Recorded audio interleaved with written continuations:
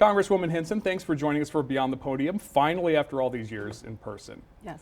First, I have to ask you, you spent some time in the hospital earlier this week. How are you doing? How are you feeling? Yeah, well, I'm certainly on the mend. I do not recommend kidney infections. If you have pain, go to the hospital or go to see your doctor. I think that's really important. But I thank everybody who, sent me texts, prayers. It all helped, and I'm feeling much better, and hope to get back out on the road campaigning very, very soon.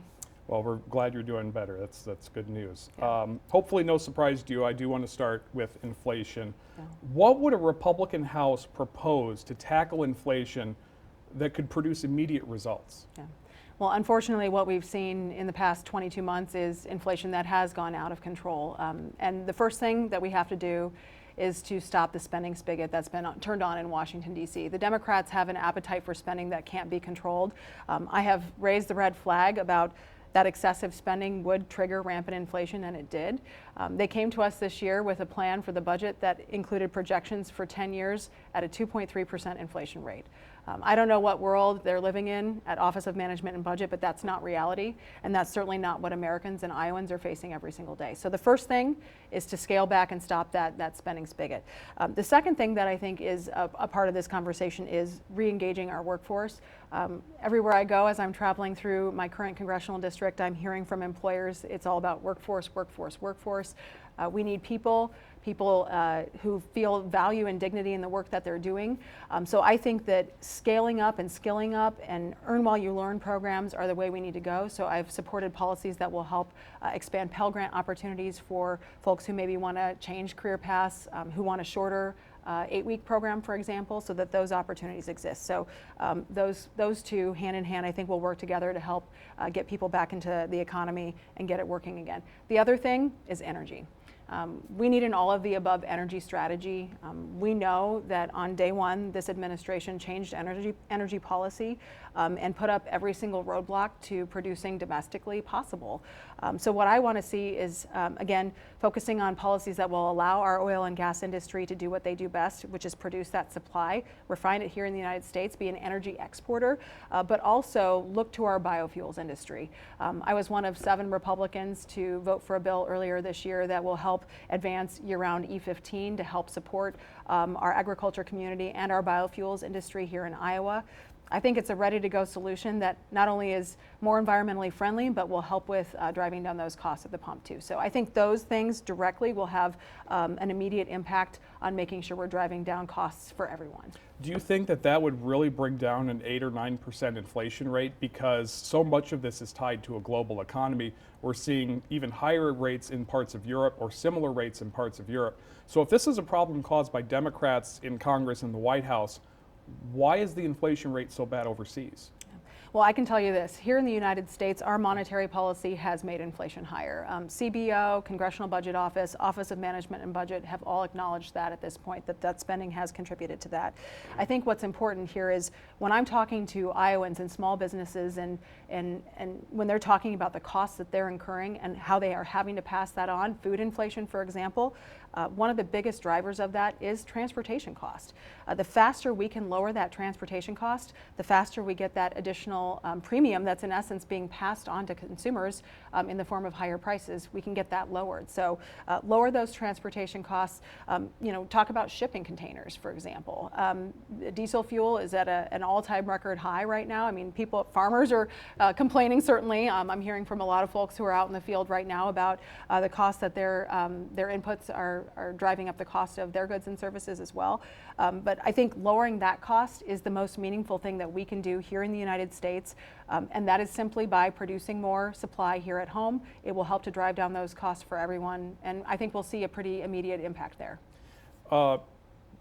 If producing is the issue, can you explain to me why oil prices where they are right now? The last time they were at this price, the average price of a gallon of gas in the U.S. was $1 cheaper than it is now. Why don't gas prices come down when oil prices go down? Because they sure seem to go up when oil prices go up. Yeah. Well, I certainly hope they do come down. I think you look at what's happening right now, we've got artificial levers controlling the price of gas right now. You've got a strategic reserve, the petroleum reserve that President Biden's dipping into to artificially lowering the cost of gas. Supply and demand obviously are driving a lot of what we're seeing in the market right now. Gas is a supply and demand issue. Obviously during the height of the pandemic when people weren't driving, we saw gas prices, just over $1, right? Because the demand wasn't there. So it is a supply and demand issue. If we can get more supply into the market, it will lower prices. Again, I think if you look at the price at a gas pump right now, when you look at E15, and I drive a flex fuel minivan, so I'm filling up with E85, it's a significant cost reduction there. So I think that's where, if we can incorporate these other solutions, we're looking at, again, an all of the above energy strategy to drive down all of those prices comprehensively, and that's what you will see should we see more supply come into the market. We do talk about demand ebbing and flowing, as everything always does, but for many people, including businesses, gas and diesel, that's a necessity. They can't function without it. Right. So what do you say to people like that who are now seeing their profits or their bottom line being cut into so deeply by gas prices when oil companies are raking in the biggest profits they've ever made? Does that seem fair? Can you understand the frustration with that? Well, oil companies are definitely not investing their profits right now because this administration won't let them. They've put up, again, every single roadblock. Think about the highway as being energy independence. You got your lanes on your highway. You got your on-ramp, and that's the leasing and permitting process. They've put up every single roadblock on that on-ramp, and then they want to fine you for sitting there with your turn signal on, waiting to get on. It's just it's common sense to be focused on policies that are going to make it as easy as possible to produce energy here. So why would they invest any of their profits in a industry where this administration has given them every single signal not to do that? So I think it's about what I would say to the people who trust me, I've heard from these people. They're telling me their stories. It's the small business owner on Main Street in Vinton that is paying those additional shipping costs and knows there's only a certain price point she can put on a candle before someone won't buy it. And that's someone who's spoken directly to me on my 20 county tours. So they are frustrated. They want to see those prices come down. And again, they believe, and this is something I've heard from all Iowans, they believe a comprehensive all of the above energy strategy is the right way to go. And so that's what I'm continuing to focus on pursuing in Washington. Back in May, you told the Washington Post on overturning abortion, quote, "Our states are prepared to make those decisions." If that's true, why support a national ban on abortion at 15 weeks? Yeah.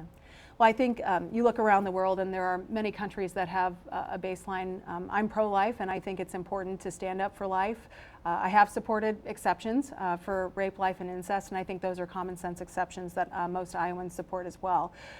What I think is important in this conversation is that supporting life and being pro-life is about more than just a specific bill. It's about a belief and a value that all life has value and that all life has dignity. So that's been my priority in Washington, has been to focus on policies that help support life at all stages. So healthy moms, healthy babies, access to maternal health care is a priority for me. We have 6 counties in my current district that are considered maternal health care deserts, so I've been working to get more providers. Over-the-counter birth control. That's another area that I've been working on. I think women should be able to access certain birth control over-the-counter without a prescription at their local pharmacy.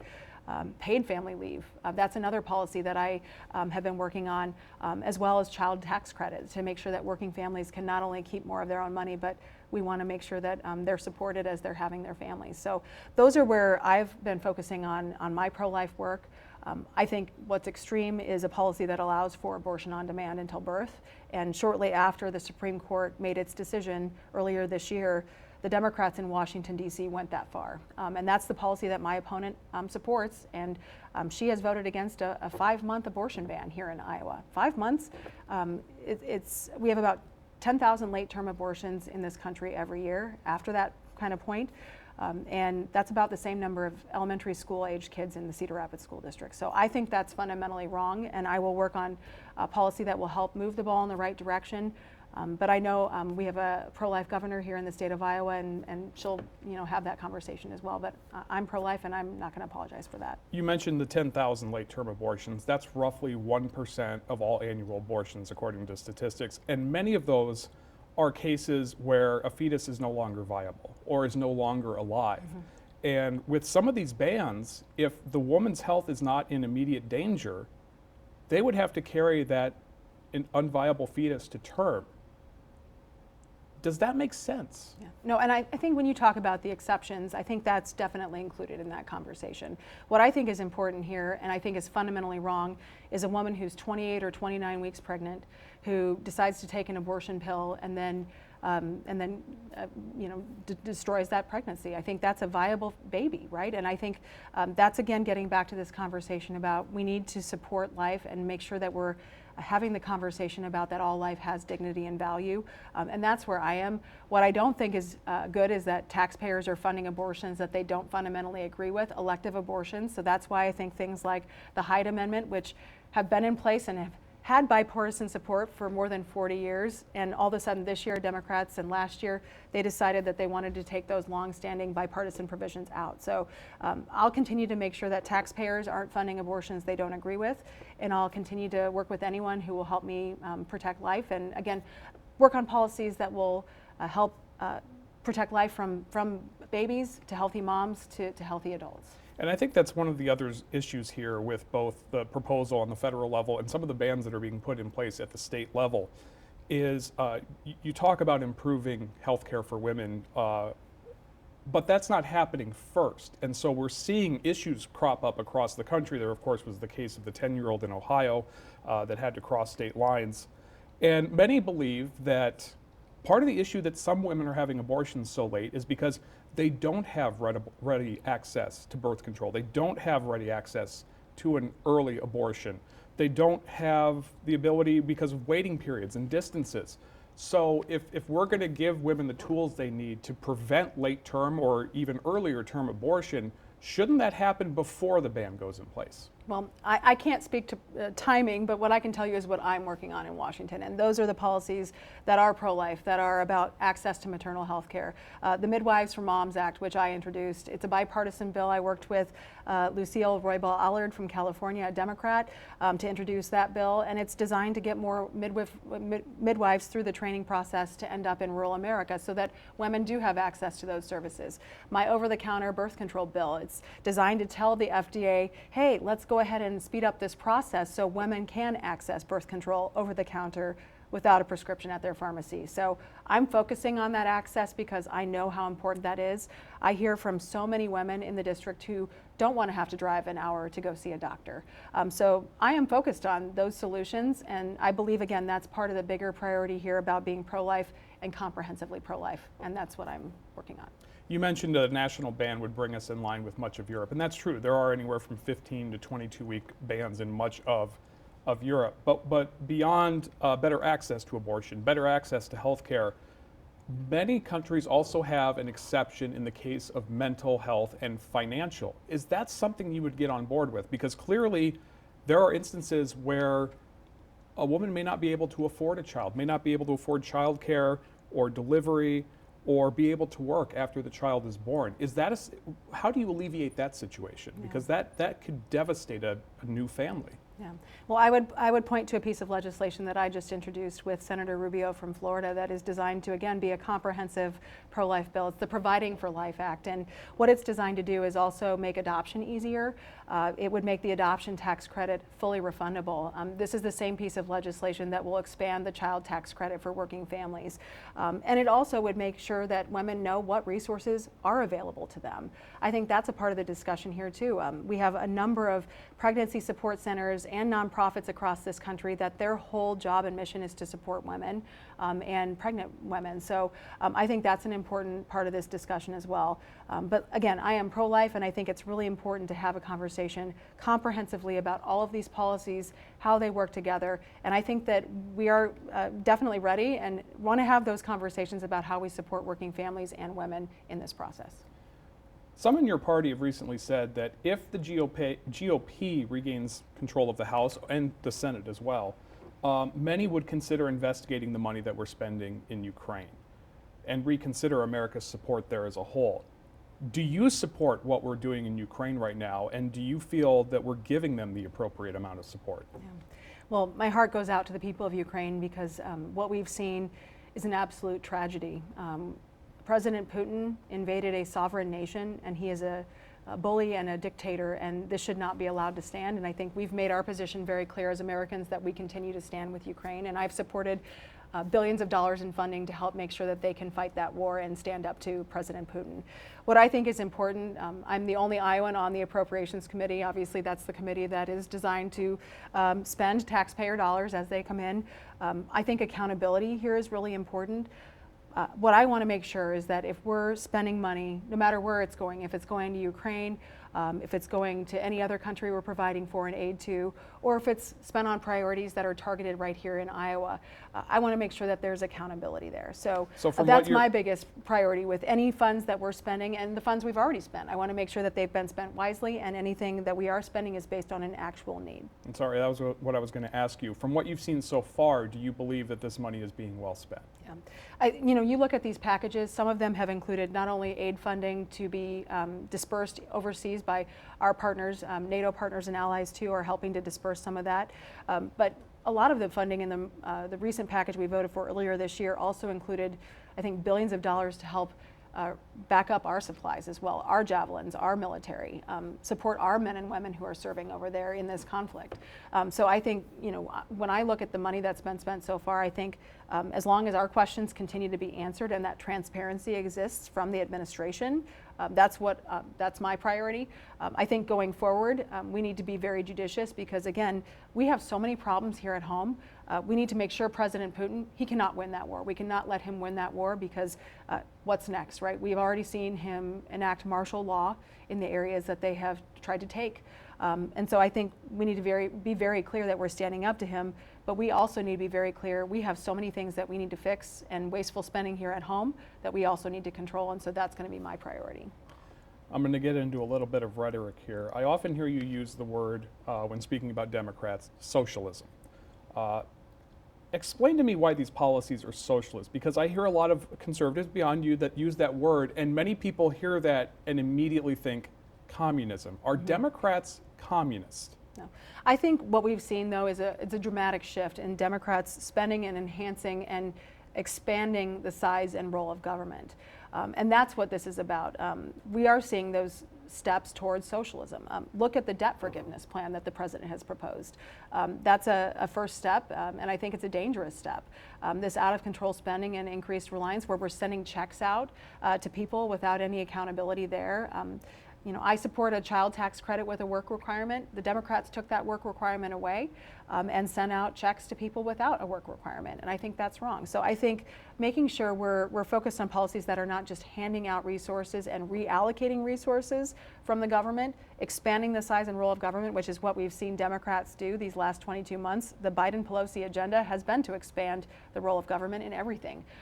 When I'm talking to Iowans, they say to me, get the government out of my way, reduce my regulations, lower my costs, let me be on my own. And that's the message that I'm saying, and that's the contrast that I believe is on the ballot in November. But these are, by your definition, socialist policies. I think a lot of people hear this and think that Democrats are trying to turn us into a socialist government, which I don't see any evidence of that. Is this just a policy difference, or do you really think that they're trying to change the way our government functions in terms of representative government? Yeah, I think there are certainly some Democrats who are. What I will say is that I've tried to work across the aisle with people who I know share as many values as I possibly can find that I think are going to continue to advance Iowa's agenda. What I will say is I will stand up and be a brick wall against any policy that I see as being wrong for this district, but I'll work with anyone who will advance a policy that I think is the right thing for Iowa. And that's the attitude that I've had in Washington, D.C. these past 22 months, and I think that's why I've been successful in delivering for Iowa, even in the minority. Many conservatives in the 60s labeled Medicare socialism. Many in the 30s labeled Social Security socialism. Are those socialism? I think they are definitely safety net programs, but I think what's important about them is that people pay into them. So they are not the same where it's a government handout and a government Congress-driven decision. People are paying into these programs and getting a benefit as a result of that. I don't think that's the same thing. I think what's important here is the difference is when you are handing out money without any exchange or accountability there, That to me is a socialism policy. This, But those you are know, taxpayers. They are paying into the federal system, right? But this is a complete reallocation of resources. Again, you look at private loans, that is not something that other taxpayers should be footing the bill for. That's what President Biden has done. With the taxpayer transfer, in essence, of the student loan program, he's taken what was privately incurred contracts and debt and made that something that everybody had to pay for. I think that's wrong. I think Medicare for all is wrong without a private option that people can have the choice. When you start having that conversation about not having choices and only being one government choice, that is socialism. And so what I'm afraid of, and I think Iowans are afraid of, is that their options will be taken away. I want to make sure that there are as many options and as flexibility as possible for Iowans so that they can make the choice that best suits their life. If forcing Americans to pay into a federally operated healthcare system, are Americans not expected to pay in to a Social Security system as well? What's the difference there, I guess, is what I'm asking. Yeah, well, I think we have a Social Security system because we need to make sure we're focused on saving for retirement, and that is important. That's why I'm also supporting policies like Secure 2.0, which will help encourage people to save outside of those safety net programs that exist and the benefit programs that have obviously been something that our seniors do rely on, and I continue to support. I understand how important Social Security benefits are. Look, it's been a really hard 22 months. It's actually been a really hard couple of years, right? People need to make sure that they can rely on those benefits that they have planned on, and I think that's really important in this conversation. I think the other side of the conversation is making sure the government doesn't encroach too much and that these programs don't become the only option for people. We want people to be able to save whatever they want for retirement, take whatever employment they want on their own terms, which is why I support right to work laws like here in Iowa. And I think it's also important to make sure our younger people are saving. Secure 2.0 will help make sure that millennials, who are our worst savers right now, and I'm a millennial, they're not saving money for retirement. So we need to encourage younger people to be making investments and saving.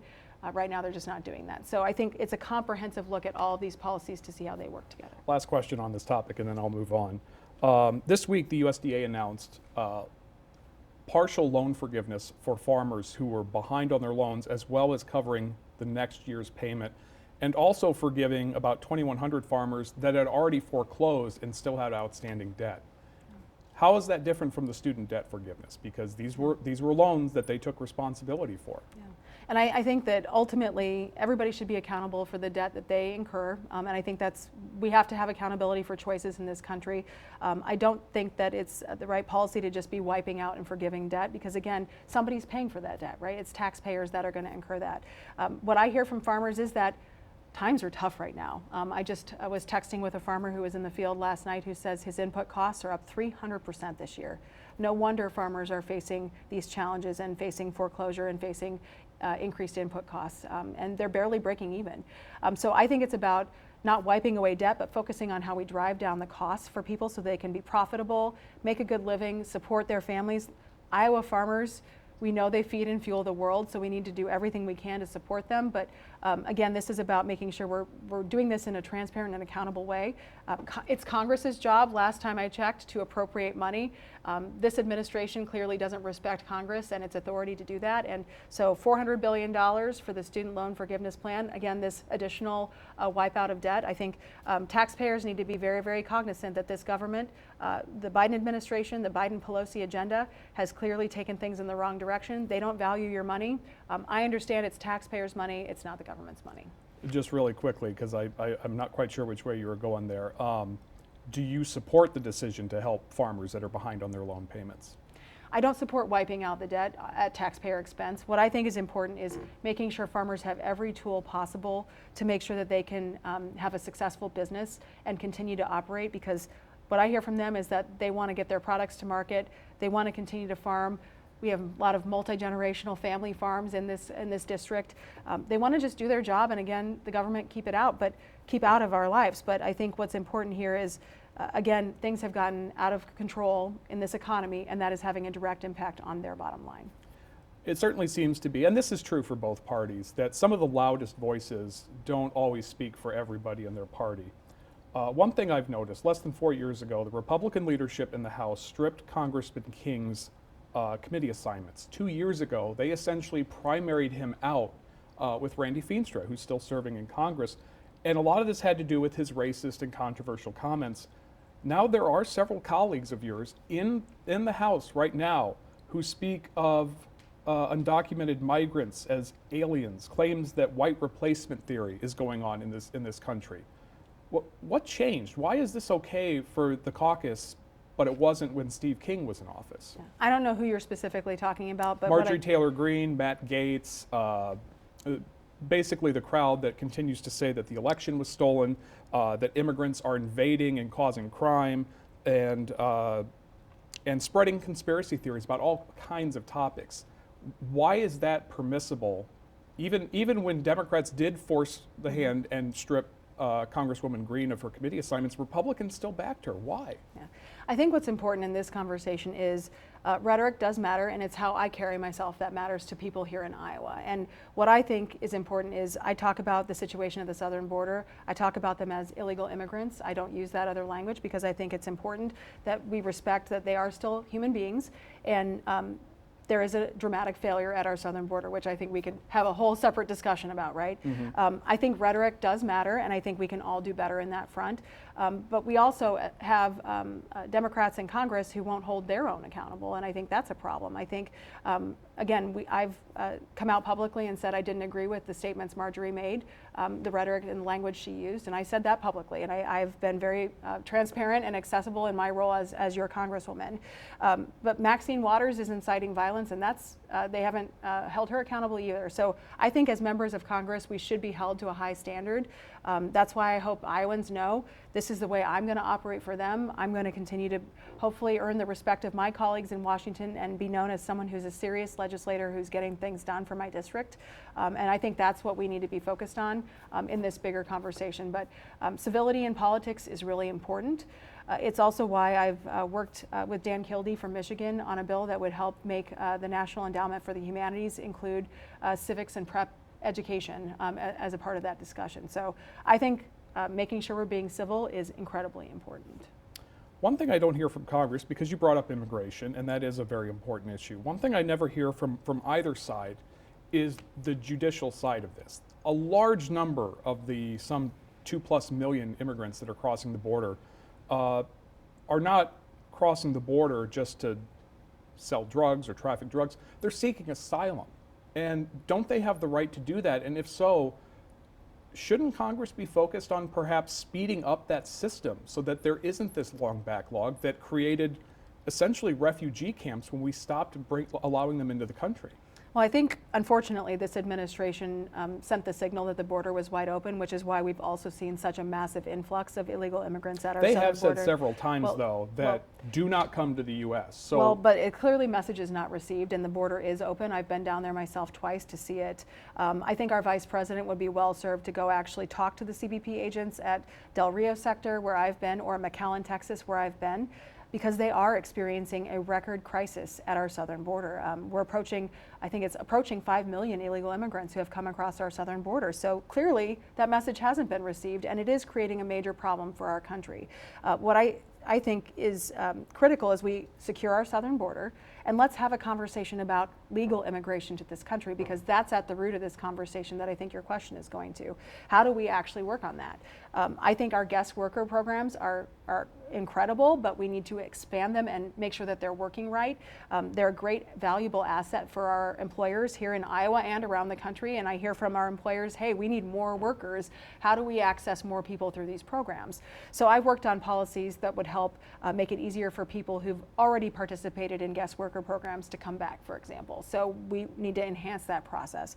But when I'm talking to these CBP agents, they are telling me directly people are being coached on how to say the right things for asylum. They just want to immigrate to this country. Who wouldn't want to come here? We have it great here in the United States, and we have to have a process to make sure that legal immigration is incentivized and illegal immigration is disincentivized. So let's secure our southern border. Let's focus on process, and I think that's really important. But we have millions of Americans who have immigrated to this country and have gone through the process and have spent years and thousands of dollars and are proud American citizens.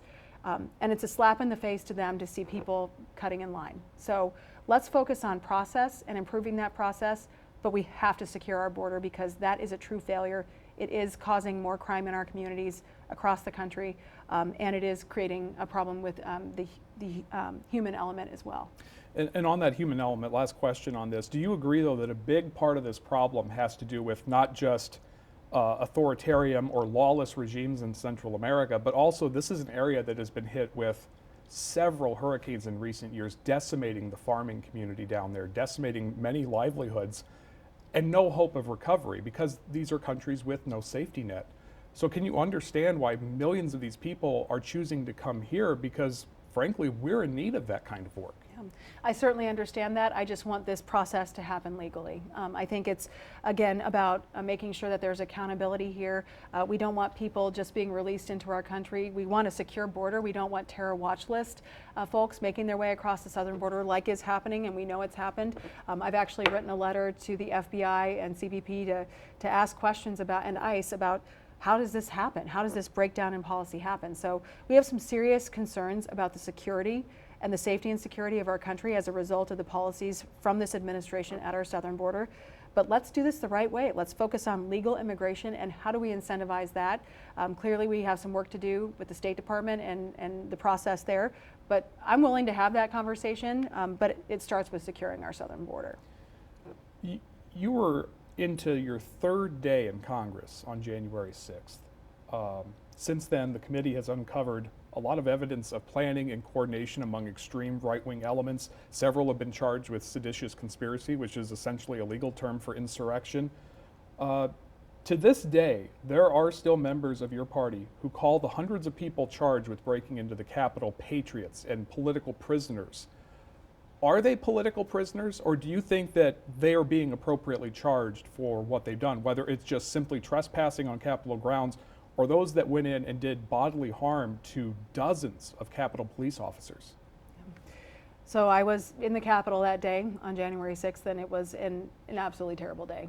And it was a tough experience for our country as well. And I think I want to make it very clear, I do not support or condone any kind of violence, and I think that's wrong. And I think anyone who broke the law that day should be held accountable. And that is happening, right? We're seeing that happen. The Justice Department, the FBI, they're doing their investigations.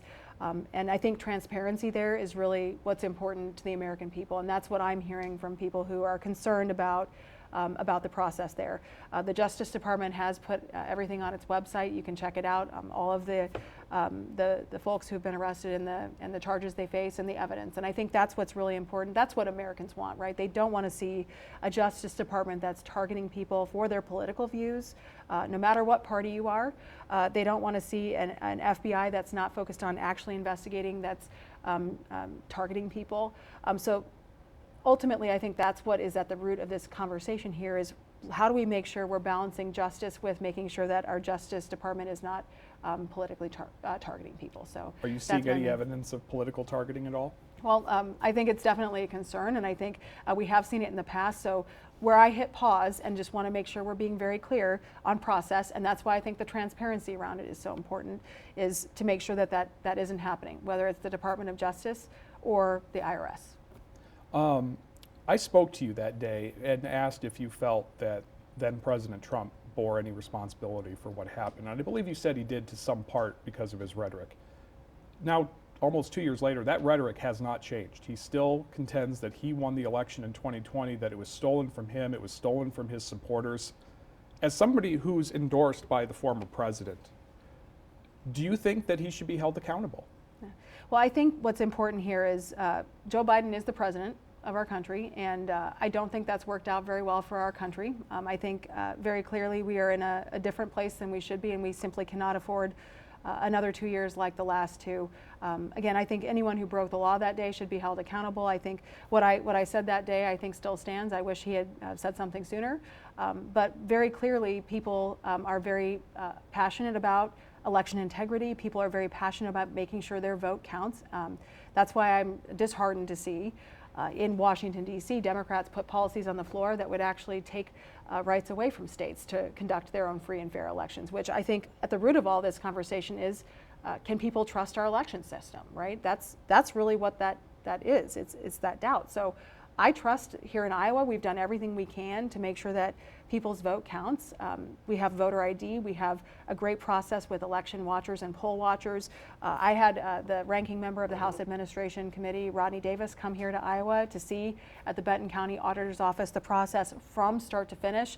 And then I recommended to them that they do a Facebook Live and broadcast that to everyone so voters could see what that process looks like. So I'm doing my part to make sure that that transparency, again, around the whole process exists. And I think that's the way we move forward. I don't want to look back. I want to look forward, because ultimately we are where we are. And as a result of that, and that Joe Biden's the president, we have record high inflation, an open border, and high energy prices.